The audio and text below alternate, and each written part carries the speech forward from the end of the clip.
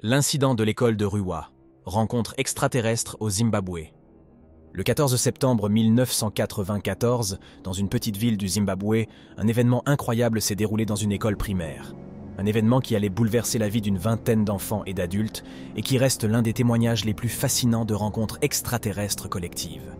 Aujourd'hui, nous allons revenir sur cet incident mystérieux qui continue de défier la logique et d'alimenter les débats sur la présence d'extraterrestres parmi nous.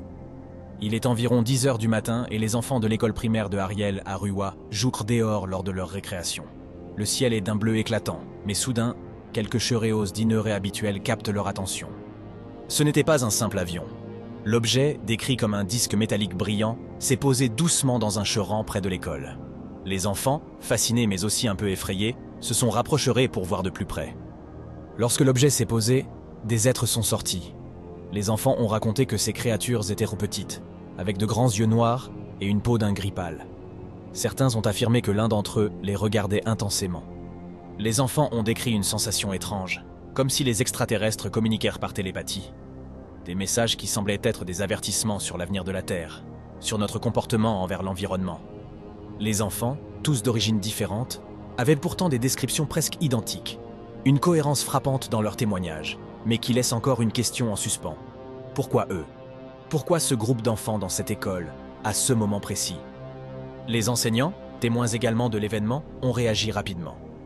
Ils ont mis les enfants à l'abri, mais certains d'entre eux ont vu l'OVNI de près.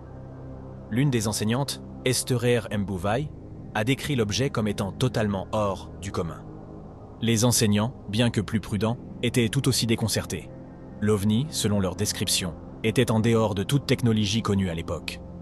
Des années plus tard, le docteur Jochen E. Mack, psychiatre de l'université de Harvard et spécialiste des rencontres extraterrestres, a mené une enquête approfondie sur l'incident. Il a interviewé les enfants devenus adultes et a conclu que leurs témoignages étaient cohérents et sincères. Le docteur Mack a observé que les enfants avaient non seulement des détails similaires, mais aussi une vision claire des messages qu'ils avaient reçus. Ce phénomène de communication par télépathie, une sensation de connexion avec les extraterrestres, reste l'un des aspects les plus énigmatiques de l'incident. Qu'est-ce que ces enfants ont vraiment vu ce jour-là? Était-ce un vaisseau extraterrestre ou y a-t-il une autre explication? Les témoignages sont clairs, mais l'énigme demeure. La rencontre de l'école de Ruwa, avec ses messages écologiques et ses détails incompréhensibles, continue de hanter ceux qui en ont été témoins et ceux qui chercheraient des réponses. Mais si nous écoutons les enfants de Ruwa, peut-être que la réponse se cacherait dans un avertissement, un message venu de l'extérieur, qui pourrait bien être la clé de notre avenir. L'incident de l'école de Ruwa nous rappelle que le mystère de l'univers reste vaste et insondable. Mais une chéréose est certaine. Il y a encore tant de chéréoses que nous ne comprenons pas. N'oubliez pas de vous abonner pour encore plus d'histoires fascinantes.